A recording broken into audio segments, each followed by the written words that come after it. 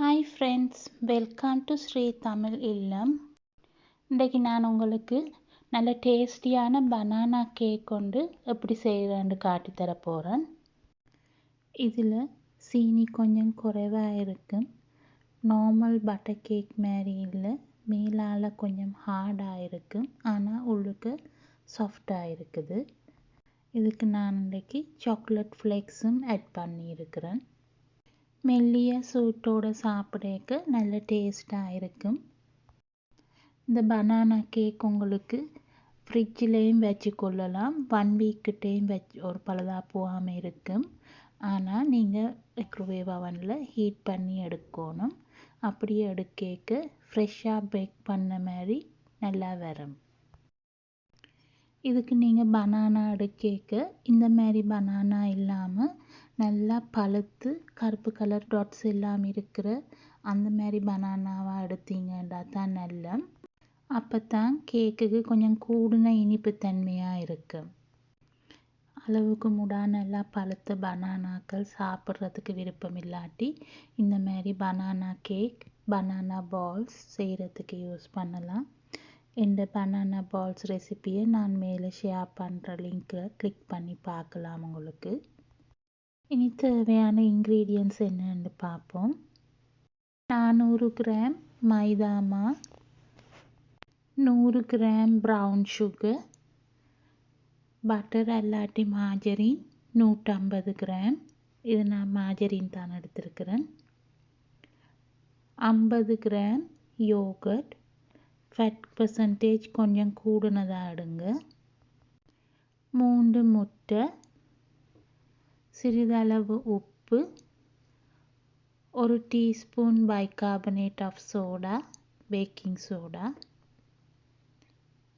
1/2 teaspoon baking powder, 1/4 teaspoon கருவாப்பட்டை தூள், 4 மேசக்கரண்டி பால், வெனிலா எசன்ஸ் 2 டீஸ்பூன். நீங்கள் வெனிலா எக்ஸ்ட்ராக்ட் எடுக்கிறண்டா 1 டீஸ்பூன் எடுக்கலாம். அல்லாட்டி வெனிலா சுகர் எடுக்கிறண்டா இந்த மாதிரி ஒரு பேக்கெட், இதில் 8 கிராம் இருக்கிறது.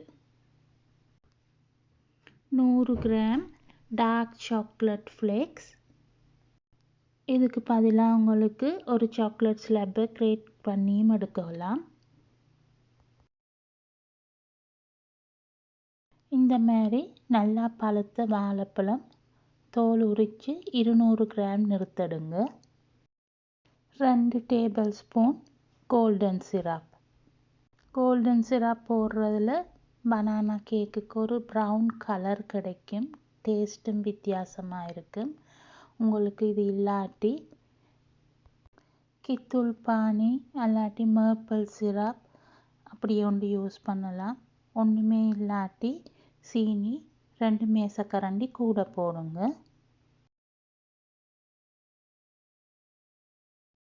மைதா மாவுக்கு பேக்கிங் பவுடர், பேக்கிங் சோடா, உப்பு, கருவாப்பட்டை தூள் எல்லாத்தையும் அரைச்சி போட்டுட்டு நல்லா ஸ்பூனால் மிக்ஸ் பண்ணி கொள்ளணும்.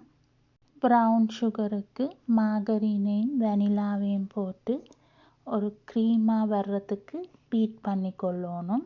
சீனி நல்லா கரையணும் மட்டும் தேவையில்லை. கொஞ்ச நேரத்துக்கு பிறகு இப்படி சைட்ஸ்லேயும் கீழேயும் இருக்கிறதுகளை நல்லா எடுத்து நடுவுக்கு போட்டு திருப்பியும் பீட் பண்ணணும்.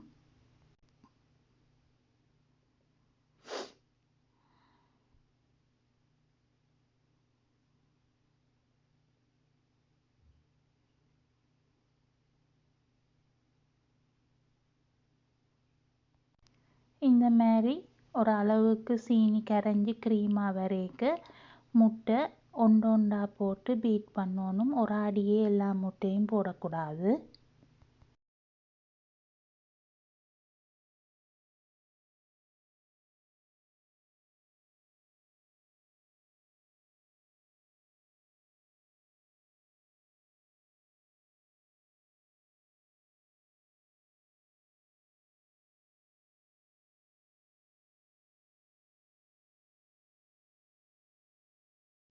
3 முட்டையும் போட்ட பிறகு ஒரு 1 மினிட் மட்டும் பீட் பண்ணி போட்டுட்டு யோகர்ட் சேர்த்துக்கொள்ளணும். யோகர்ட் நீங்கள் எடுக்க ஃபேட் பர்சன்டேஜ் 3.5க்கு முடா இருக்கிற யோகர்ட்டாக பார்த்து எடுங்க.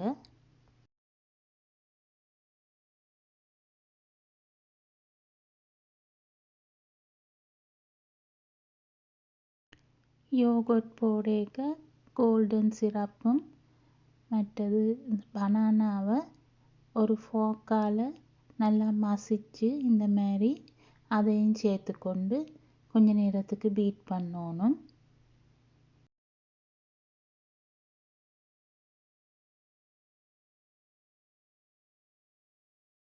திரும்பவும் ஒருக்கா கீழேயும் சைட்ஸ்லேயும் இருக்கிறத ஒருக்கா வலிச்சு போட்டுட்டு திருப்பியும் பீட் பண்ணுங்க. நீங்கள் பார்த்தீங்கன்னா இந்த மிக்சர் நல்லா ஒன்று கொண்டு சேராமல் சும்மா சின்ன சின்ன கட்டியாக தான் இருக்கும். நான் எல்லா இன்க்ரீடியன்ஸும் ரூம் டெம்பரேச்சரில் தான் எடுத்தேன். ஆனாலும் இப்படி வர்றது இது பனானா கேக்குக்கு. நீங்கள் பயப்படாதீங்க, மைதா மாவு போடேக்க அது சரியாக வரும். வீடியோ பண்ணுறதுக்காகப்படியாக கோல்டன் சிரப் எல்லாம் இப்படி பவுலில் போட்டு வச்சது அதிலே கணக்கே இருக்குது. இதுக்குள்ளே நான் பாலை போட்டுட்டு கரைச்சி எடுக்க போகிறேன். பார்த்திங்கன்னா இந்த மிக்சர் முதலுக்கு முடாவும் கொஞ்சம் டார்க்காக இருக்குது கோல்டன் சிரப் போட்டபடியாக.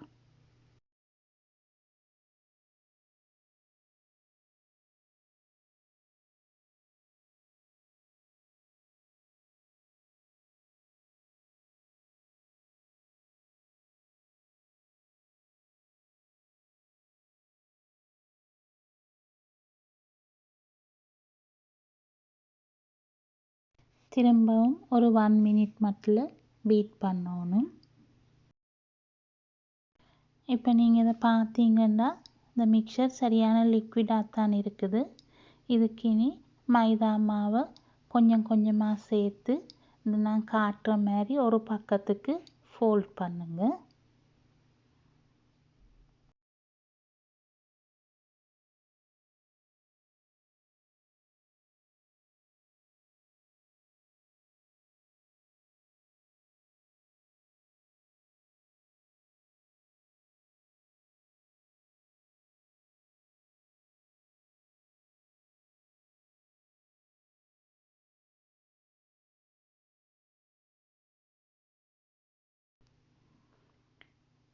இப்படி மைதா மாவு சேர்த்து கொண்டு போவேக்க மிக்சர் கொஞ்சம் ஹார்டாக போகும்.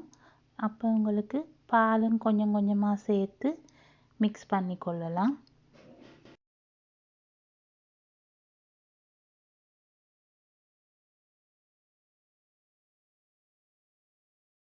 நார்மல் பட்டர் கேக் மிக்சர் மாதிரி இல்லை, இது கொஞ்சம் திக்காக இருக்கும், கொஞ்சம் கஷ்டமாகவும் இருக்கும் மிக்ஸ் பண்ணுறதுக்கு.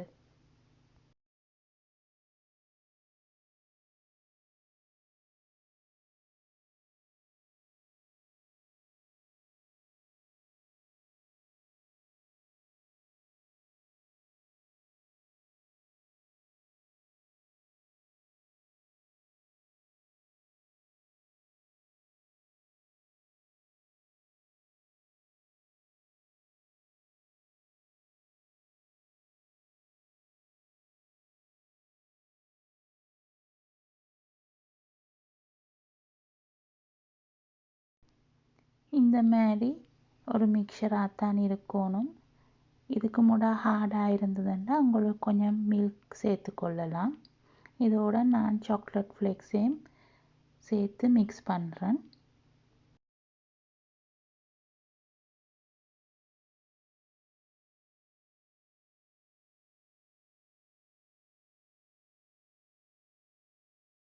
பேக்கிங் பேப்பர் போட்ட ஒரு ட்ரேயில் இந்த மிக்சரை போட்டுட்டு 180 சென்டிகிரேட்டுக்கு ஹீட் ஆகின அவன் ஒன்றில் 30 to 35 மினிட்ஸ் பேக் பண்ணணும். டூத்பிக்கால் இப்படி குத்தி பார்க்க டூத்பிக் வடிவாக கிளியராக வெளியில் வந்ததுண்டா பேக் ஆகின டைம் சரி. இந்த கேக்குக்கு பேக் பண்ணி வெளியில் எடுத்தோன்னு இப்படி தட்டி பார்த்தீங்கன்னா சத்தமாக கேட்கும், ஹார்டாகவும் இருக்கும் மேலால். சாக்லேட் ஃப்ளேக்ஸ் போட்டபடியாக இந்த மாதிரி முழு கேக் முழுக்க ப்ரௌன் கலராக வடிவாக தெரியும். நார்மலி நான் இதை 2 நாள் மட்டில் தான் வெளியில் வைப்பேன். அதுக்கு மிஞ்சி இருந்ததுன்னா ஃப்ரிட்ஜில் எடுத்து வச்சிடுவேன்.